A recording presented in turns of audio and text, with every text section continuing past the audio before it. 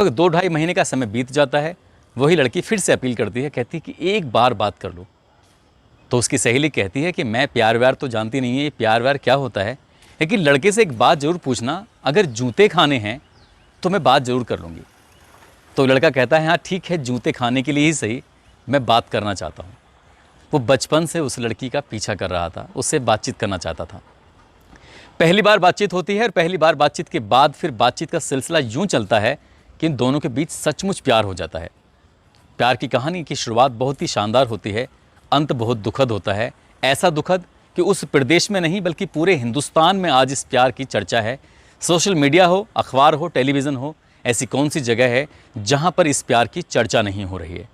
मगर इस लड़की की छोटी सी गलती की वजह से इस लड़के की जान हमेशा हमेशा के लिए चली जाती है।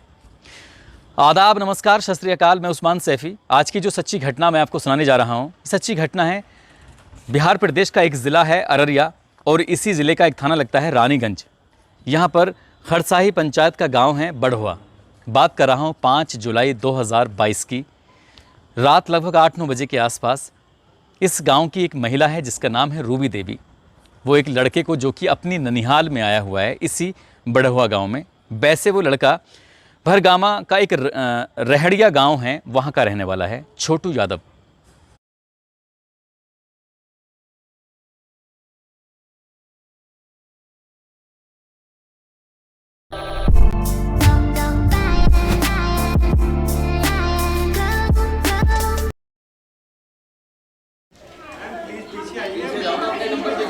Silence! Please wait for your turn. वो रूबी देवी फ़ोन करके कहती है कि अरे छोटू, अगर तुम हमारी ननद से प्यार करते हो, उससे शादी करना चाहते हो, तो क्या तुम घर आ सकते हो उससे मिलने के लिए। तो छोटू खुश हो जाता है। छोटू की कभी कभार उस रूबी देवी से बातचीत हो जाया करती थी। वो सीधा कुछ घंटे बाद यानी कि 12-1 बज जाते हैं उसको इस घर में पहुंचने में, और वो आ जाता है। और जैसे ही आता है, ये रूबी देवी उसको एक कमरे में बंद कर देती है, बाहर से कुंडा लगा देती है। कहती है कि तुम यहीं इंतज़ार करो और मैं अभी अपनी ननद यानी कि आरती यादव को बुला के लेके आती हूँ। अब वो इंतज़ार कर रहा है कमरे में अंदर बैठा हुआ। दूर दूर तक कोई नज़र नहीं आ रहा है। बहुत ही शांति छाई हुई है, ऐसी शांति जैसे तूफ़ान के पहले की शांति होती है। जो आरती यादव है उसका एग्ज़ाम चल रहे हैं और आरती यादव ने अपने एग्ज़ाम में अच्छे नंबर लाने के लिए, अच्छे अंक लाने के लिए रात के 2:30 बजे का अलार्म लगाया हुआ था। रात के 2:30 जैसे बजते हैं और 2:30 बजने के बाद वो अलार्म बजता है और ये लड़की जाग जाती है और आंखें मलती हुई अपने कमरे से बाहर निकलती है। बाहर निकलने के बाद सीधा टॉयलेट की तरफ जा रही थी, लेकिन उसने देखा कि जो दूसरा कमरा है उसकी लाइट जली हुई है और विंडो के पीछे कोई लड़का दिखाई दे रहा है। वो लड़का कोई और नहीं था, उसी का प्रेमी, जिस पर वो जान छिड़कती है, जिसको इतना प्यार करती है अपनी जान से ज़्यादा। ये वही लड़का है जिस लड़के को इसने साफ साफ इनकार कर दिया था कि बात करोगे तो जूते खाओगे। लेकिन बात जूतों की बात से शुरू होती है और दोनों के बीच में इस कदर प्यार होता है कि एक साथ जीने मरने की कस्में खा चुके थे। ना तो लड़के ने कभी अपने माँ बाप से ये बात कही कि मैं उस लड़की से शादी करना चाहता हूँ, और ना ही लड़की ने कभी ये बात कही कि मैं इस लड़के से शादी करना चाहती हूँ। मगर इसकी भाभी जानती थी, रूबी देवी, और रूबी देवी ने आज प्लानिंग के तहत इस लड़के को अपने घर पे बुला लिया।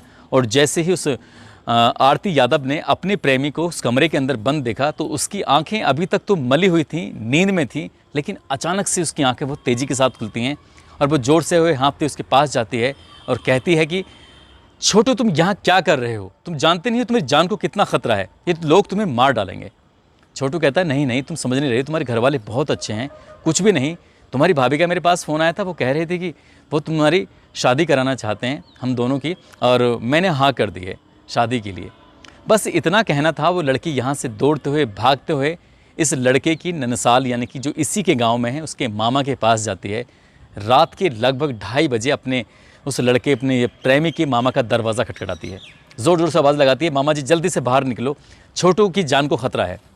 मामा काफ़ी आवाज़ के बाद घर से निकलता तो है, लेकिन पूरी अधकजरी नींद थी, नींद में वो डूबा हुआ था। वो कहता है कि परेशान मत हो, सुबह बात करेंगे, कोई खतरा उतरा नहीं है।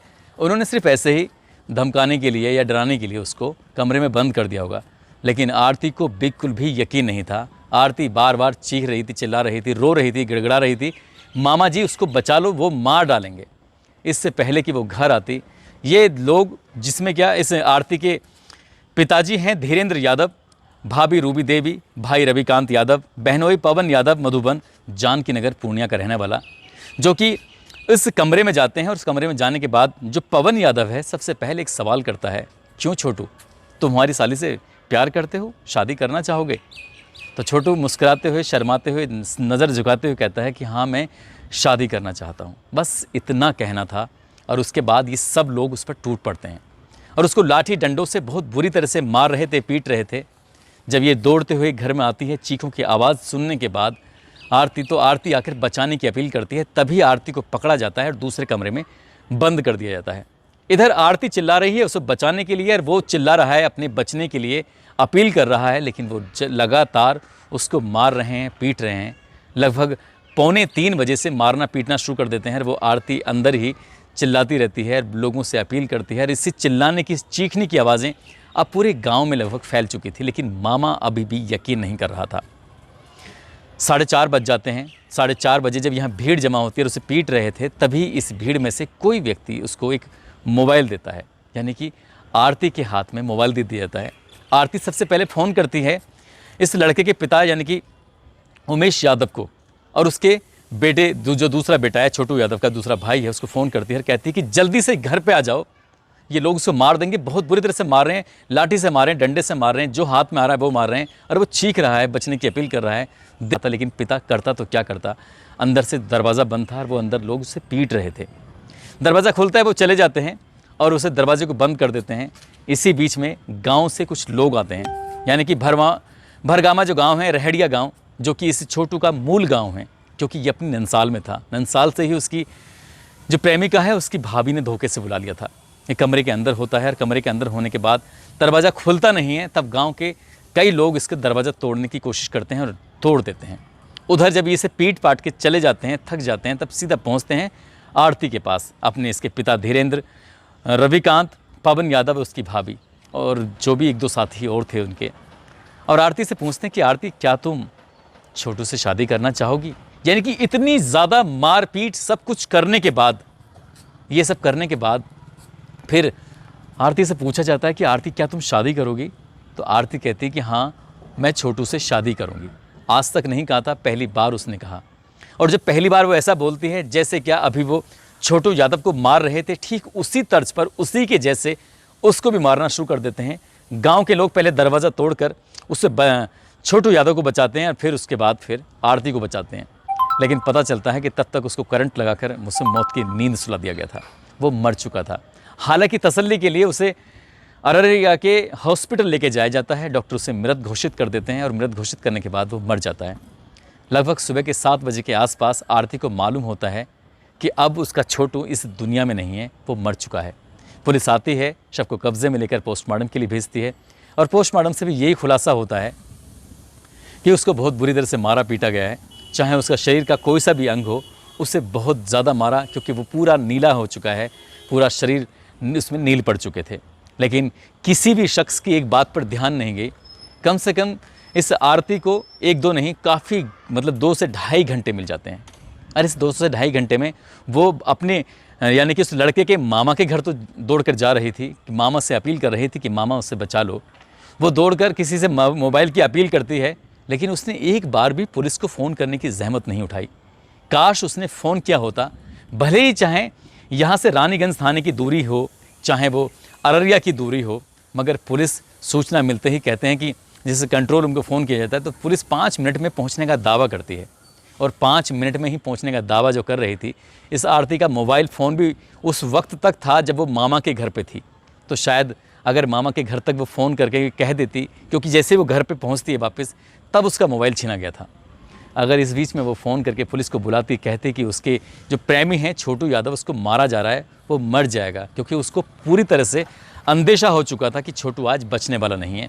बचने वाली तो वो खुद भी नहीं थी, क्योंकि जब उसे मार रहे थे तब कुछ लोगों ने उसको बचा लिया। पुलिस ने तहरीर के आधार पर मुकदमा दर्ज कर लिया है और रविकांत यादव यानी कि भाई, पिता धीरेन्द्र यादव, इनको गिरफ्तार कर लिया है। बाकी के जो भी लोग इस घटनाक्रम में शामिल हैं, उनको भी गिरफ्तार करने की बात चल रही है। और जैसे ही ये घटना, ये खबर अखबारों में, सोशल मीडिया पर, टेलीविज़न पर वायरल होती है, चारों तरफ फैलती है, तब लोगों को पता चलता है कि बिहार में प्यार का क्या खौफनाक अंत होता है। ऐसा खौफनाक अंत शायद किसी ने सुना नहीं होगा, किसी ने देखा नहीं होगा। आरती ने अपनी आंखों से तो नहीं देखा था, लेकिन आरती ने अपने कानों से एक एक चीख को सुना था, जो छोटू यादव आखिर में अपनी चीखों को बोल रहा था। बचपन से ही आरती को वो देखता था, क्योंकि वो अपनी ननसाल में नानी के घर पे आता था और उससे प्यार करता था। और एक दिन उसने उसकी सहेली से जब स्कूल जा रही थी तब उसने अपील की थी कि एक बार मेरी बात करा दो। और ये ऐसी बोल्ड लड़की रही है आरती यादव, जिसके बारे में पूरे गांव में एक बार चर्चा है कि ये लड़की किसी से प्यार व्यार के चक्कर में पड़ने वाली थी ही नहीं। ना जाने क्यों उस लड़के के प्यार के चक्कर में आ जाती है और उसके प्यार की मीठी मीठी बातों में आकर उसको प्यार कर बैठती है।